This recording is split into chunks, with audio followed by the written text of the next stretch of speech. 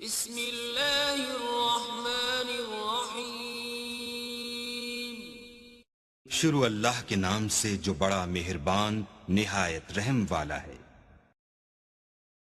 میں برکت کا ایک بہت بڑا ذریعہ شکر ہے۔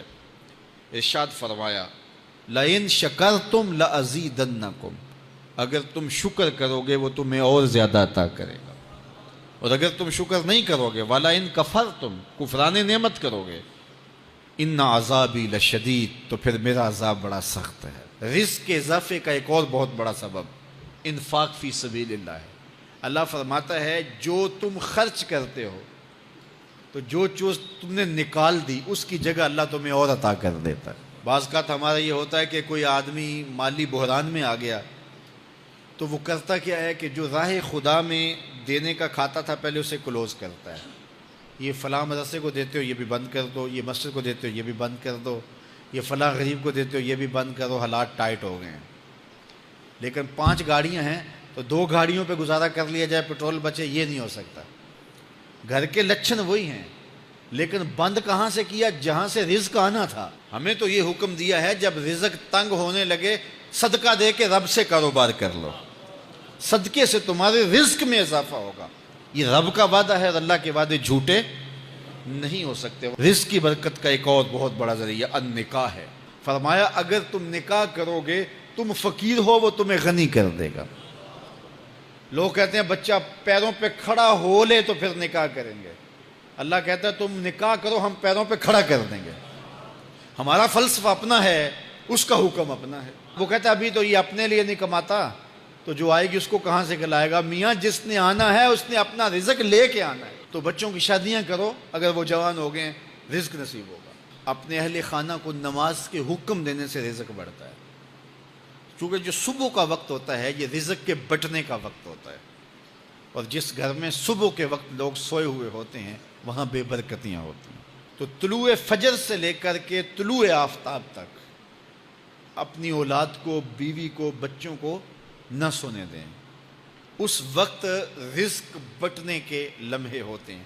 کثیر دعائیں مانگیں، تلاوت کلام مجید پڑھیں، اور نماز فجر مرد حضرات مسجدوں میں جا کے باجماعت ادا کریں، اور گھروں میں جو ہے وہ بیٹیاں بہنیں مصلے بچھا لیں تو اللہ کی رحمتوں کا نزول ہوگا۔ اب ایک حدیث میں رزق کے اضافے کا ایک اور نسخہ ارشاد کیا گیا۔ میرے حضور نے فرمایا جو شخص یہ چاہتا ہے کہ اس کے رزق میں برکتیں ہوں اور اس کی عمر میں اضافہ ہو تو وہ اپنے رشتہ داروں کے ساتھ سلوک اچھا کرے۔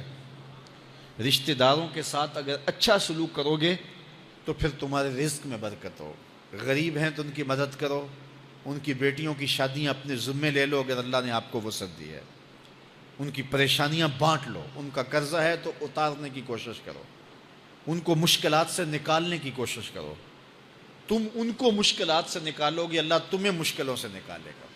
تمہارے رزق میں بھی برکتیں ہوگی اور تمہارے مال میں بھی برکتیں ہوں گی۔ فرمایا بہتر صدقہ وہ ہے جو ناراض غریب رشتہ دار کو دیا جائے۔ اگر وہ پھنس گیا ہے، مجبور ہے، ناراض ہے، تو اس کو اگر دیں گے تمہارا نفس اس میں شامل نہیں ہوگا، تو یہ افضل صدقہ ہے جو ہر صورت میں قبول ہی قبول ہے۔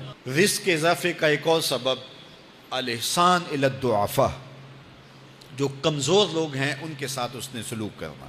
الانفاق علی طلبۃ العلم، طالب علموں پہ خرچ کرنا، یہ بھی رزق میں اضافے کا سبب اور ذریعہ ہے۔ وہ حضرت بابا فرید نے کہا نا چھٹا رکن دین کا روٹی ہے۔ گھر میں کچھ نہ ہو تو پھر نہ نماز اور نہ ہی دیگر امور کی لذت آتی ہے، تو یہ رزق فراواں اور وسیع اور مبارک نصیب کر دے اللہ۔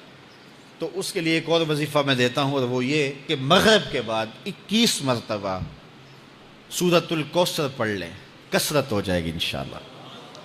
اول خدوشی پڑھ لیں، 5-7 منٹ لگتے ہوں گے، تو سورہ کوثر 21 مرتبہ روزانہ مغرب کی نماز کے بعد پڑھیں، اور اگر بہت زیادہ مسائل ہیں تو ہر نماز کے بعد پڑھ لیں، تو انشاءاللہ آپ دیکھیں گے کہ گھر میں برکتیں اترتی محسوس ہوں گی، انوار کا نزول ہوتے محسوس کریں گے۔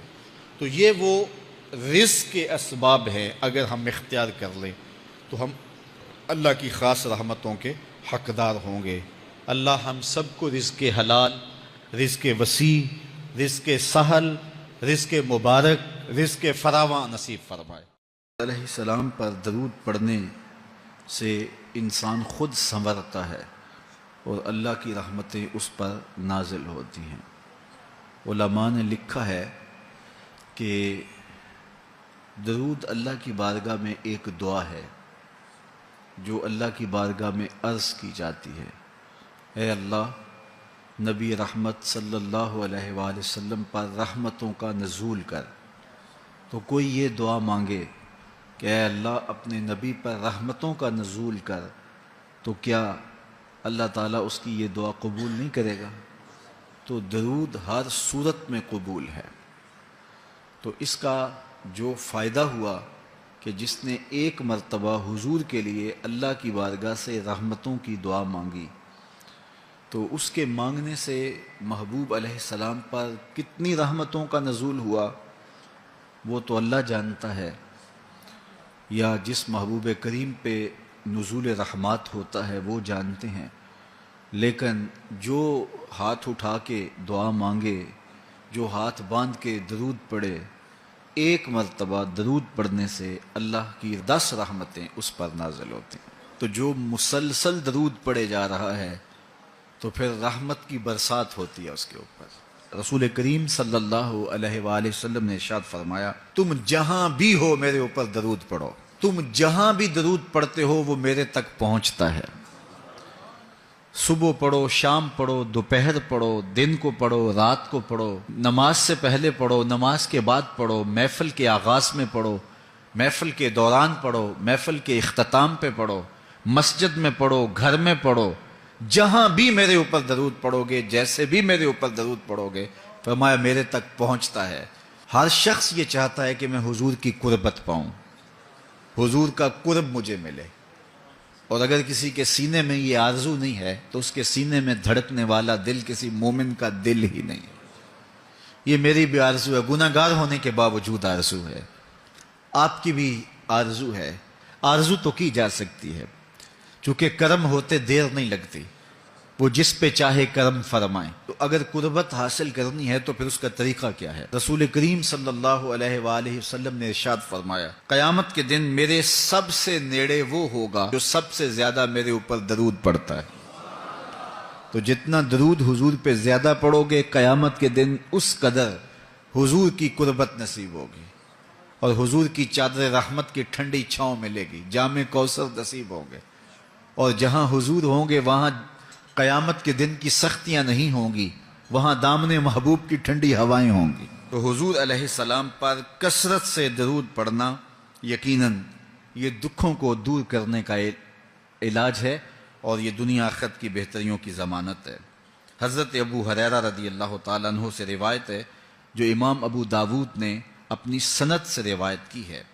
رسول کریم صلی اللہ علیہ وآلہ وسلم نے ارشاد فرمایا کہ جب کوئی شخص میرے اوپر سلام بھیجتا ہے تو اللہ تعالیٰ میری روح میرے اندر لٹا دیتا ہے، یہاں تک کہ میں اس کے سلام کا جواب دیتا ہوں۔ روح اطہر جسد انور میں لوٹا دی جاتی ہے اور حضور سلام کا جواب دیتے ہیں۔ تو مجھے کائنات میں کوئی ایک لمحہ تو ایسا بتاؤ جس لمحے حضور پہ سلام نہ پڑا جاتا ہو۔ وہاں روضہ رسول پہ چلے جائیں تو وہاں لمحہ لمحہ سلام کے گجرے ہیں، کائنات کے جس گوشے میں چلے جائیں درود و سلام کے جو ہیں وہ گجرے ہیں۔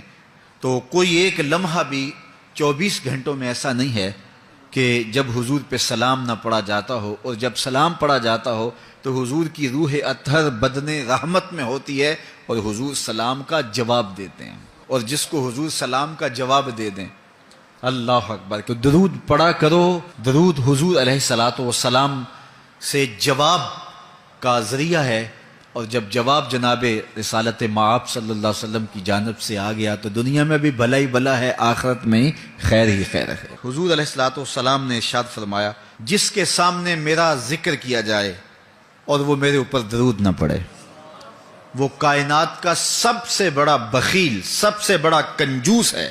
ہم بخیل تو نہیں ہیں، تو پھر پوری یکسوئی کے ساتھ چند مرتبہ حضور پہ درود شریف پڑھ لیجیے۔